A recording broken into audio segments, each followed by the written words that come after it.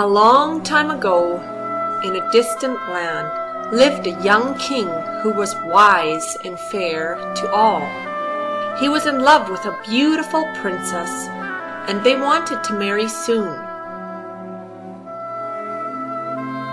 One day, when the princess was picking flowers in the garden, a terrible dragon came.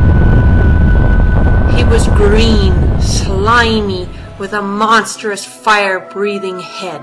He swooped down and lifted her into the air, calling from above, "I'll take her to my castle, which lies east of the sun, where no mortal can reach." The young king witnessed this terrible scene, but was powerless. Bravely he said, "I'll search for that land east of the sun, and I'll not rest before I rescue my love." But he had no idea where the land east of the sun was. Still he prepared for his journey. On his second day of travel, he came to a large, dark forest. Great pines and firs towered above him, and moss covered the forest floor. Suddenly, he heard the roaring sound of two fighting giants. They were as large as the trees and had great warts on their bodies. Unafraid, he called out, "Why are you fighting?" The nearest one turned and said, "If it's any of your business, we're fighting over this pair of boots left by our father.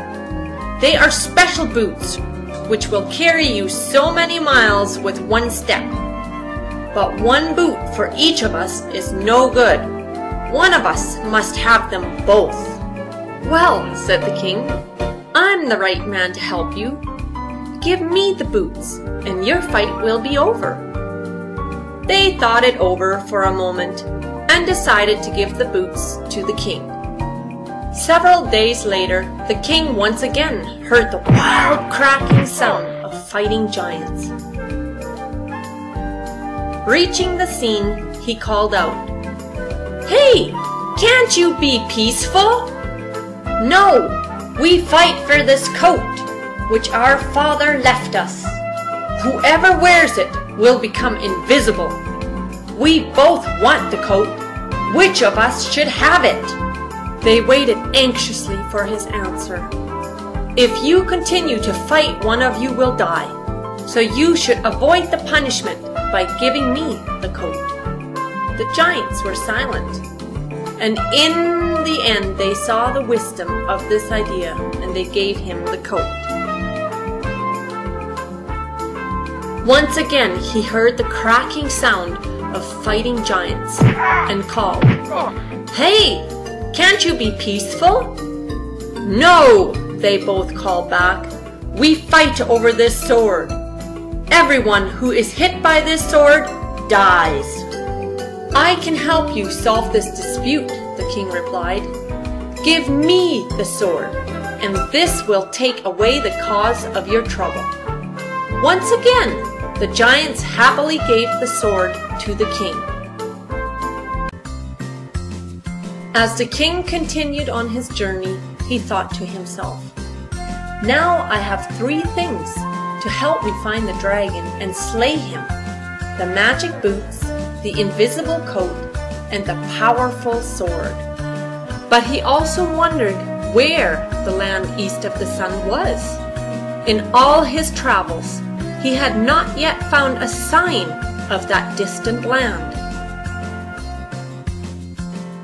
One day, he came to a very old house, where an old woman looked out from the door. The king asked politely whether she knew where the land east of the sun was located. She replied, "I do not know myself, but I am the master of all the animals on land, and will ask them for you." She called the animals of the land, and they came from far and near, but none of them knew the land east of the sun. Finally she said to the king, "Maybe my sister, who is the master of all animals in the sea, will know. Her home is 2 journeys east by the ocean." So he traveled to a second old house and asked an even older woman for directions to the land east of the sun. "I cannot tell you," she said, "but maybe my animals know." All the animals of the sea answered her call.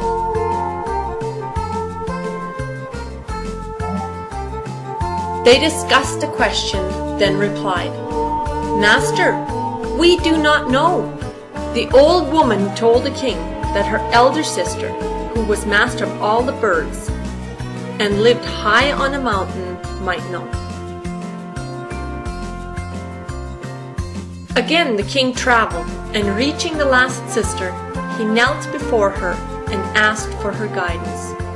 She called to all the birds, and they flew to her.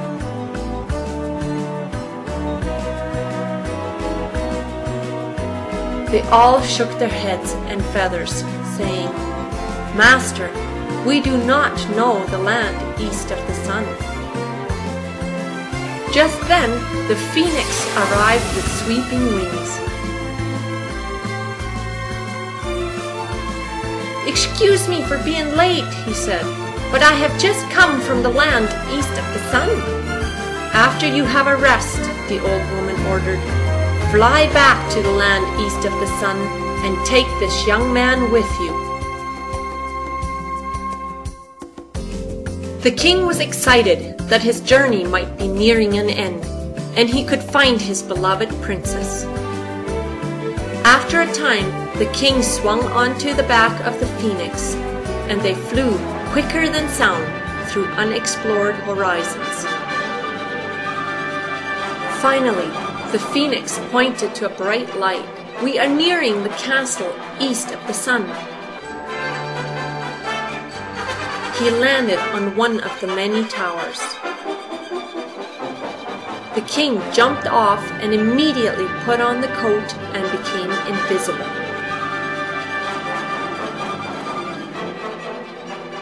He hurried through each room, searching for the princess. Finally, he found her. He took off his coat so she could see him. "If you really love me, you must run away as quick as you can, for the bad dragon will kill you." Just as he was about to reply, the dragon appeared. "Who dares to invade my castle? Ha ha! A mere mortal! You will die!" The king quickly put on his invisible coat and drew his sword. A terrible battle took place. Every time the king cut off the dragon's head, another appeared.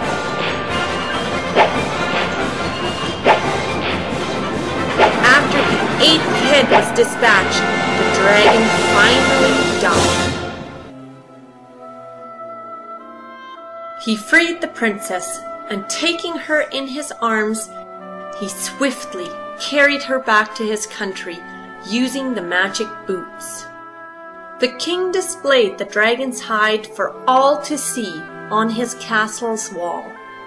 He and the princess married and ruled their land for many happy years.